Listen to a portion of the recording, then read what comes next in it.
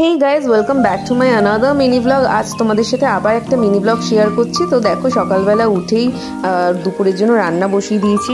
ওদিকে মুসুরির ডাল হলো টমেটো দিয়ে, আর এখানে একটু আলু ভাজা করে নিচ্ছি কালো জিরে ফোড়ন দিয়ে।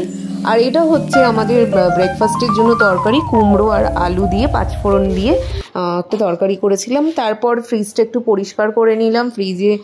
ফ্রিজটা অনেক মেস হয়েছিল মিষ্টির প্যাকেট ট্যাকেট দিয়ে, নববর্ষের পর আর কি যা হয়। আর এখানে ছেলে আমাকে হেল্প করছে, ওর হেল্প মানে তো বুঝতেই পারছো। আর এই দেখো ব্রেকফাস্ট, রুটি আর তরকারি।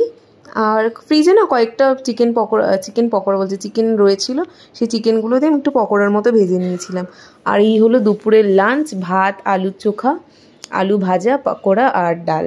তো দুপুরের লাঞ্চটা কিন্তু দারুণ হয়েছিল। গরমকালে এরকম একটা লাঞ্চ কিন্তু এখন ছেলে তার ঠাম্মির সাথে খেলায় ব্যস্ত। তো বিকেলবেলা দেখো ওর বাবা ওকে স্ন্যাক্স খাইয়ে